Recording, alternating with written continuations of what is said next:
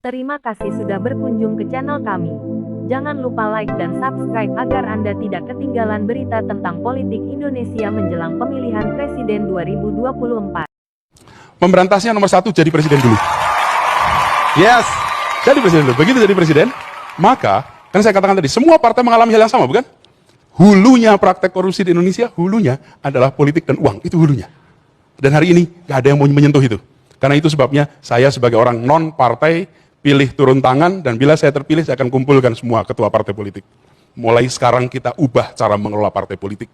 Selama partai politik bekerja dengan cara seperti ini, maka sampai kapanpun ini menjadi generator korupsi Indonesia.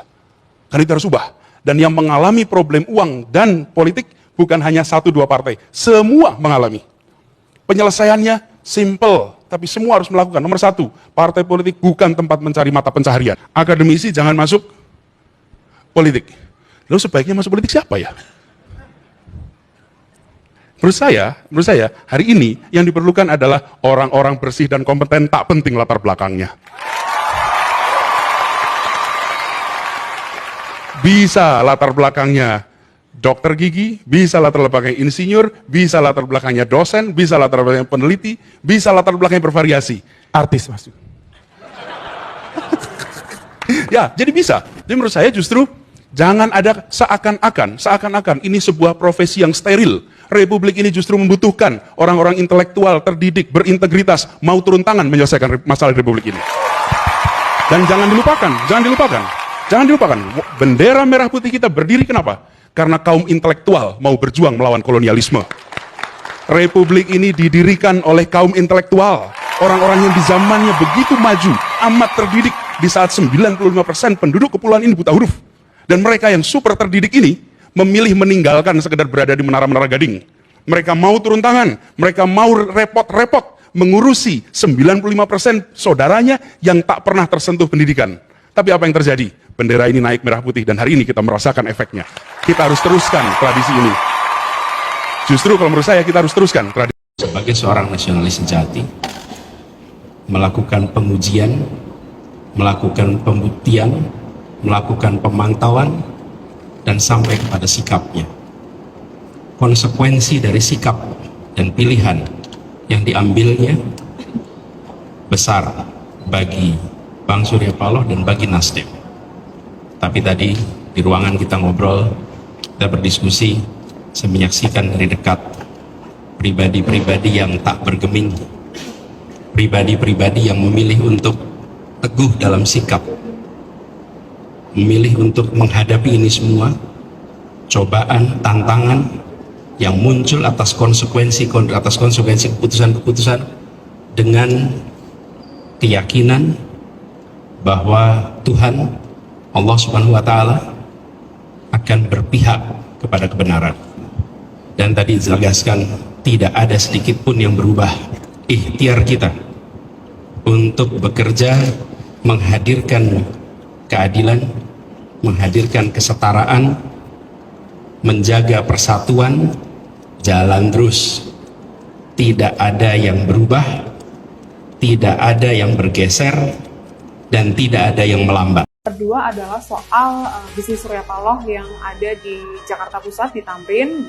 Surya Paloh punya 2 menara tower, gitu, 2 tower namanya Gedung Indonesia One. Kalau Jihan lihat yang di dekat Plaza Indonesia, itu dibeli Surya Paloh atau sahamnya 100% sudah dimiliki oleh Surya Paloh dari koleganya juga, investor Cina, Sampa, dan gedung itu seharusnya mendapatkan kredit gitu ya untuk pembangunannya dari BUMN perbankan gitu, bank milik pemerintah gitu, untuk pembangunan gedung senilai 8 triliun. Dan kami mendengar bahwa kredit itu diputus atau kredit itu dibatalkan akhir tahun lalu gitu, setelah atau 2 bulan setelah deklarasi Anies Baswedan. Dan sekarang kabarnya 2 tower itu, salah satu towernya ditawarkan oleh Surya Paloh kepada investor di Uni Emirat Arab.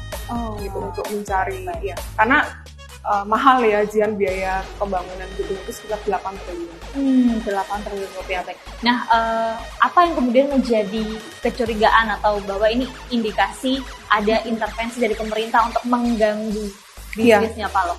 Ya itu tadi, menurut beberapa orang yang mengetahui bisnisnya Surya Paloh dan orang-orang di dekat Surya Paloh itu memang upaya untuk menggeser pengansari utama milik Surya Paloh dari Freeport, kemudian upaya untuk membatalkan kredit, dan itu semua dipegang oleh perusahaan milik pemerintah gitu.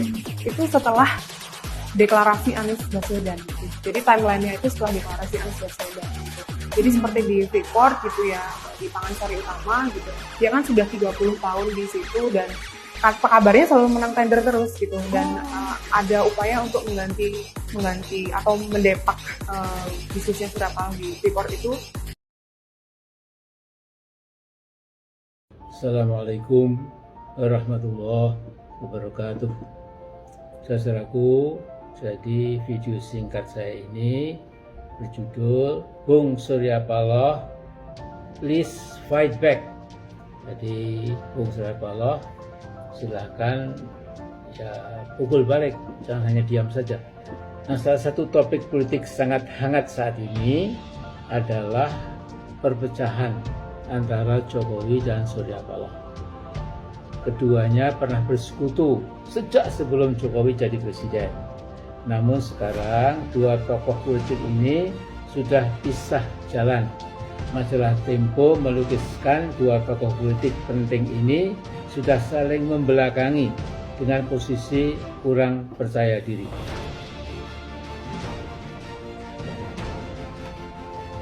Jokowi dengan sisa-sisa kewenangan dan kekuasaannya masih saja mencoba menjadi presiden paling hebat yang pernah dimiliki Indonesia. Itu menurut dia. Tapi cukup banyak pula yang berpendapat Jokowi presiden yang tergawat. Seluruh langkah politiknya bertujuan untuk membunuh demokrasi, bahkan mencoba membonsai Pancasila. Saudaraku, Johnny Plate, Menteri Jokowi dan tokoh penting di Nasdem sudah jadi tersangka, sudah meringkuk di tahanan penjara Salemba. Nah, tuduhan korupsi sebesar lebih dari 8 triliun rupiah sedang didalami oleh Kejaksaan Agung.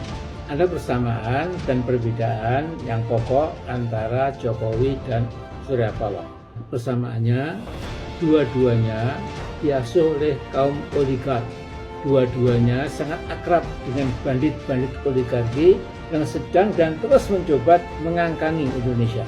Ahok pernah mengatakan, kita semua sudah tahu, Jokowi tidak mungkin jadi presiden tanpa bantuan para pengembang.